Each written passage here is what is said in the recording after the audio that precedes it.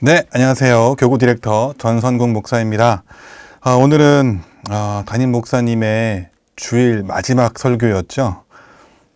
후손 생각, 신앙 정도, 출애굽기 20장 6절과 여호수아 24장 15절의 말씀을 가지고 전해주셨던 말씀의 가이드 영상을 시작하겠습니다.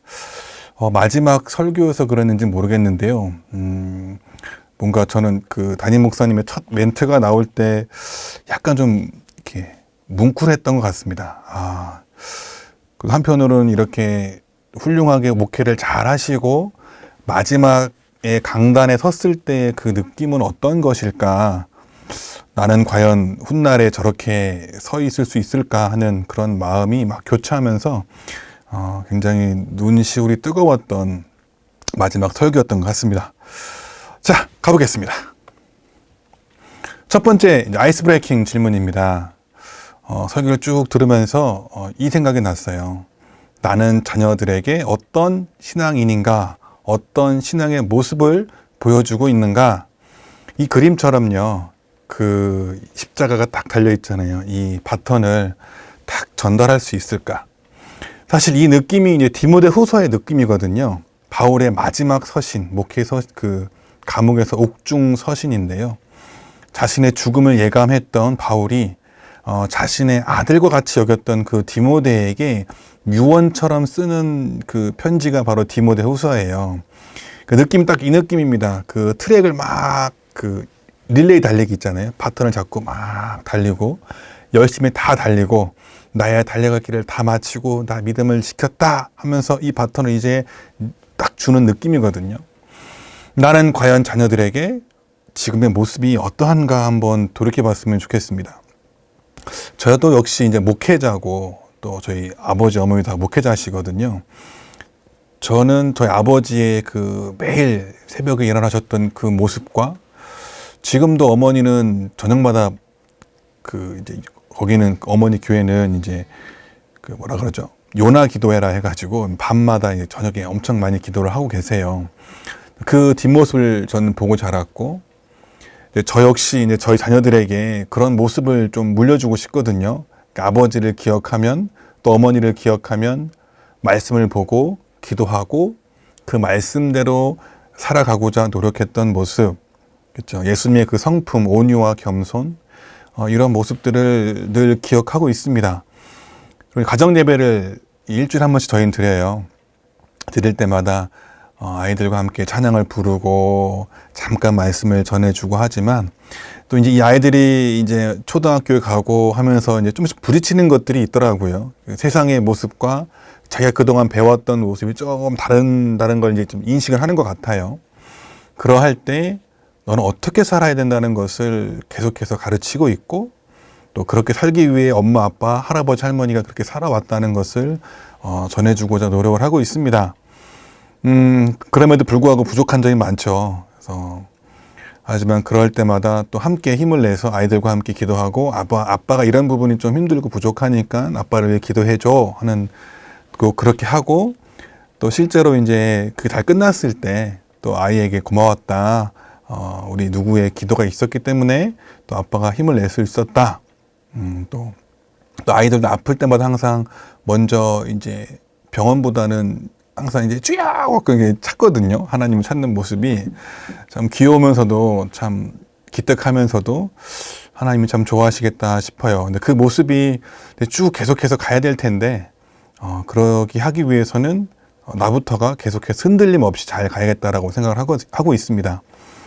우리 순장님들은 어떠신가 한번 나눠봤으면 좋겠어요. 그래서 자녀들의 모습 속에서 또 지금 나의 모습은 어떠한가, 잘 가고 있나, 그리고 저렇게 나의 그 신앙의 유산을 이렇게 잘 넘겨줄 수 있는 모습인가 한번 나눠보시면 좋겠습니다.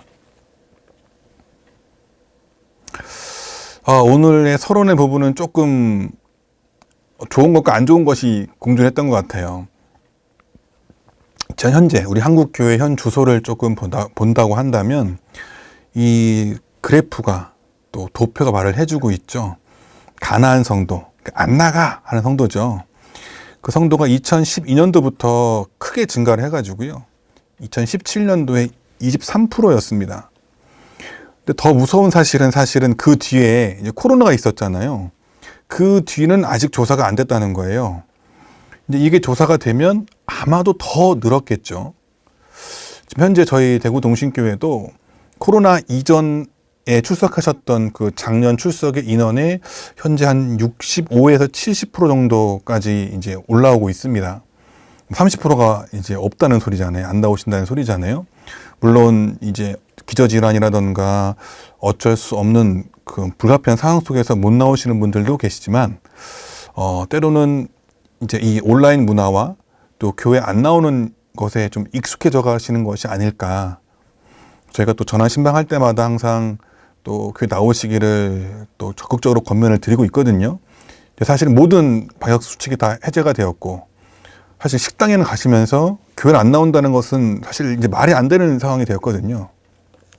교회 오면 뭐 위험할까봐 이런 건 사실은 이제 더 이상 말이 안 되는 것 같습니다. 왜냐하면 사실 교회, 특히 대구 동신교회는 단 한 번도 이게 교회 내에서 이게 코로나가 전파된 적이 한 번도 없습니다. 그만큼 잘 지켜왔고 마스크 쓰고 있고 다 하고 있기 때문에 그런 걱정을 내려놓고 나와야 될 때인 것 같아요. 그럼에도 불구하고 한국교회의 이 모습은 현재 많은 가난한 성도가 현재 있다. 근데 그 수가 점점 늘고 있다. 반대로 주는 게 있어요. 주일학교 학생 수입니다. 94년도에 65만 명이었는데요. 21년 작년이었죠. 50%가 됐어요. 절반이 사라졌습니다. 33만 9천 명. 이게 무서운 게 뭐냐면요.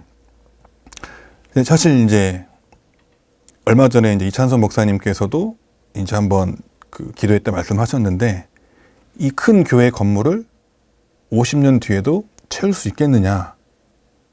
사실 이제 유럽의 교회가 그러지 못해서 지금 다 사라졌거든요. 그 꽉꽉 채웠고 그 화려했던 교회 건물들이 텅텅 비거나 정말 많은 어르신들만 남거나 아니면 그마저도 다 팔려가지고 이제 카페나 뭐 술집으로 바뀌고 있어요. 유럽은. 미국이 그 뒤를 밟고 있습니다. 한국도 잘 준비되지 않으면 위험할 수 있죠. 벌써 주일학교 수가 50% 줄었기 때문에 이 인원이 그대로 온다고 하더라도 주는 거예요. 지금 대한민국의 그 100만 성도라고 얘기를 하잖아요. 그 약간 더 커져 있는 상황이지만 100만 성도가 지금 사실 주일학교가 30만 명 남았잖아요. 70%가 없어진다는 소리예요. 그 현실 속에서 우리는 어떻게 준비를 하고 어떻게 대비를 할 것인가를 정말 고민을 안 할 수가 없는 그런 시점입니다. 또 한편으로는 좀 기대할 수 있는 부분도 또 있죠. 그 왼쪽에 있는 그림이 파노라마, 이탈리아 있는 잡지인데요. 시사 주간지에서 21년도 3월에 나왔던 부분입니다. 그래서 이제 BTS를 다루면서요. 한국을 자동차, 첨단 기술은 물론 문화, 라이프스타일, 패션 브랜드까지 세계에 수출하는 나라로 소개를 했어요. 그러면서 한국이 일본 신화를 지워버렸다 하면서 이 한류 열풍에 대해서 소개를 했습니다. 사실 이것은 무엇을 기대할 수 있냐면요. 이 한국의 문화가 전 세계 어느 곳이든 아주 자연스럽게 다 녹아 들어간다는 거죠. 사실 서양에 있는 것들은 동양에 가기 어렵고요. 그렇죠? 특히 중동 같은 데는 사실 미국 선교사가 들어가기도 어렵고 미국 문화가 들어가는 것도 어려워요. 반대로 중동의 문화라든가 아시아 문화가 또 미국에서는 약간 좀 거부감이 있을 수 있거든요. 하지만 한국은요, 그 중간 가교로서 어디든 지금 다 들어가고 있고 많은 사람들이 좋아하고 있습니다.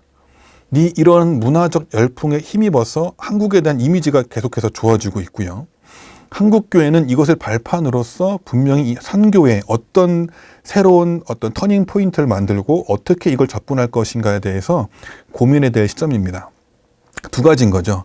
가난한 성도와 주력의 성도가 줄어드는 가운데 우리는 무엇을 해야 하고, 또 한국 문화가 전 세계로 뻗어가는 이 시점에서 우리는 무엇을 해야 하고, 이 두 가지를 고민해야 될 시점에서 담임 목사님께서 후손 생각, 신앙 정도의 말씀을 해 주셨습니다. 자, 첫 번째입니다. 질문이에요. 하나님께서 십계명을 주시면서 어떤 약속을 하셨습니까? 십계명이 있습니다. 오늘 이 나오는 출애굽기 20장 6절은요. 하나님께서 십계명을 주시고 난 이후에 주신 말씀이에요. 나를 사랑하고 내 계명을 지키는 자에게는 천대까지 은혜를 베푸겠다. 이거거든요. 하나님께서 하나님 사랑, 계명 준수, 또 천대까지 은혜. 이 셋 중에 우리 모두가 원하는 것은 무엇일까요? 세 가지 다죠. 그렇죠? 어느 한 가지보다는 이 세 가지 다를 원합니다. 하나님을 사랑하고 그 사랑으로 가지고 하나님께 주신 그 말씀의 계명을 잘 지키고 싶고, 그리고 그로 인해서 천대까지 은혜를 누리고 싶은 것이 우리 모두의 소망입니다. 그런데 이 셋 중에서 잘 안 되는 것이 무엇일까요? 왜 그럴까요? 우리는 어떻게 해야 될까요? 한번 나눠보시면 좋겠습니다. 하나님을 사랑하기 위해서는 말씀을 또 잘 읽어야 되고, 또 기도를 하면서 늘 하나님과 대화를 해야 될 것이죠. 이런 부분이 잘 지켜지고 있는가 한번 보시고, 또 계명, 특별히 이제 계명을 지키기 위해서는요, 말씀을 읽어야 돼요. 말씀을 읽지 않으면 어떤 계명이 있는지 알 수가 없잖아요. 선행돼야 되는 부분입니다. 말씀을 읽는 게 먼저 선행이 돼야 돼요. 그러지 못하고 있지는 않은가? 또 하나님과 대화하면서 계속해서 이런저런 이야기들을 토론하고 있는가? 이것도 중요한 부분이잖아요. 이것도 계명을 잘 지키고 있나? 그럼 이걸 바탕으로 내가 알고 있는 그 말씀들, 또 암송하고 내 마음판에 새겨져 있는 그 말씀을 잘 지키고 있는가를 한번 또 이렇게 봤으면 좋겠습니다. 이 두 가지가 있어야지만, 그렇죠? 나를 사랑하고 내 계명을 지키는 자에게는이거든요. 그 사람에게 주겠다는 거예요. 안 하면 안 되겠다는 거죠. 천대까지 은혜를 베푼다고 하셨습니다. 이 부분에 대해서 함께 나눠보세요. 두 번째, 자, 하나님을 사랑하고요, 하나님 말씀에 순종하기 위해서 어떤 선택과 결단을 해야 할까요? 여러분은 이런 선택과 결단을 하셨습니까? 혹시 이와 다른 선택과 결단을 하고 있지는 않습니까? 한번 얘기해 보십시오 라고 하고 있습니다. 여호수아 24장 15절에 보면요, As for me and my household, 나와 내 집은 We will serve the Lord. 하나님만을 섬기겠다. 이게 여호수아예요. 근데 이 여호수아 다음이 사사기잖아요. 여호수아 세대 때는 정말 이걸 선택하라 이거였어요. 너 저게 이방신이 좋으면 저걸 따라. 하지만 나는, 나와 내 집은 우리 여호와 하나님만 섬길 거야 라고 선택과 결단을 했어요, 여호수아가. 그리고 많은 이스라엘 백성들이 그런 삶을 살았습니다. 근데 사사기에 넘어가면요, The next generation, 그 다음 세대인 거예요. 불과 다음 세대예요. 그 말 그대로 만약 지금 우리 세대 다음, 지금의 주일학교 세대가 될 수도 있고, 그보다 좀 더 어린 세대가 될 수도 있겠죠. And there arose another generation. 또 다른 세대가 일어난 거죠. After them, 그들 다음이에요. 이 여호수아가 다음 세대예요. Who, 누구냐면요, did not know the Lord or the work that he had done for Israel. 그러니까 그들은 하나님이 누군지 알지 못했고요. 그들이 하나님이 이스라엘에게 어떻게 했는지를 알지 못했다고 나와 있어요. 불과 한 세대 만에. 이것이 주는 의미가 무엇일까? 지금 우리의 모습이지 않을까요? 우리 세대, 우리 다음 세대들이 벌써 50%가 감소했잖아요. 물론 인구가 감소하는 것도 있지만 그 인구 감소보다 훨씬 더 많은 퍼센테이지가 더 줄어들었다는 사실이거든요. 우리는요, 분명히 결단이 필요한 것 같아요.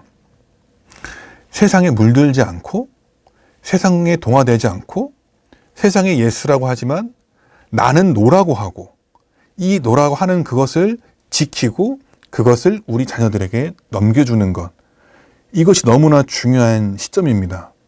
이것을 하지 못하면요, 우리 세대 때 하지 못하면요, 우리는 유럽과 미국의 교회처럼 될 것이 분명해요. 역사가 그렇게 보여줬고요. 역사를 통해 우리가 배우지 못하고 우리가 다르게 행동하지 않는다면 똑같은 결과를 우리는 받을 수밖에 없습니다. 우리는 선택과 결단을 해야 돼요. 그러니까 어떤 상황에서도, 특별히 자녀 교육에 있어서 자녀들의 어떤 학업, 또 직장, 취업 이런 부분에 있어서 이것이 신앙보다 우선되지 않도록 그 자녀들을 먼저 가르쳐야 됩니다.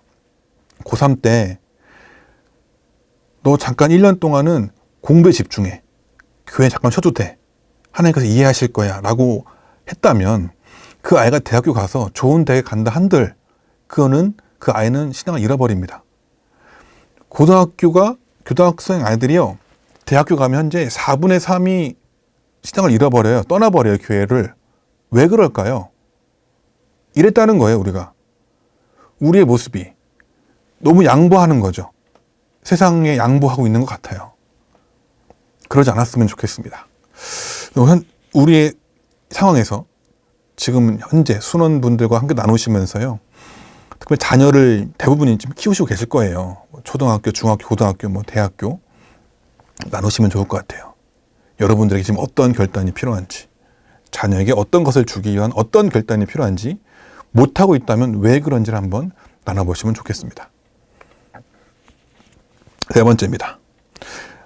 담임 목사님께서 처음 이제 대구동신께 오셨을 때 외치셨던 부분이에요. 장소 면에서는 지구촌을 보고 시간 면에서는 후손들을 내다보면서 신앙의 정도를 걸어가십시오. 이것이 오늘의 마지막, 항상 제가 마지막에 뭘 했었잖아요. 그 부분을 대신하는 것 같아요. 쉬운 길이 아닌 바른 길을 택하다. 어떤 위협과 어려움 속에서도 바른 길을 걷겠다고 결정하자. 이것이 우리 자녀들이 지구촌에서 정말 하나님의 영광을 나타내면서 하나님께 주신 달란트와 재능을 가지고 바르게 사용할 수 있도록 우리가 그 길을 보여줘야 됩니다. 내가 갔던 그 길, 어머니, 아버지 걸어갔던 그 올바른 신앙의 정도의 길이 명확하다면, 선명하다면 자녀들도 반드시 그 길을 걷게 돼 있어요. 그 길이 흐릿하거나 왔다 갔다 하거나 그러면요, 이 아이들은 헷갈릴 수밖에 없죠. 명확하고 선명하다면 우리 아이들도 그 길을 반드시 걸어갈 것입니다. 그런 마지막 내용을 함께 나눠보시면 또 정확하게 서로 결단했으면 좋겠습니다. 자, 오늘은 여기까지였고요. 다음 주에 또 뵙겠습니다. 감사합니다.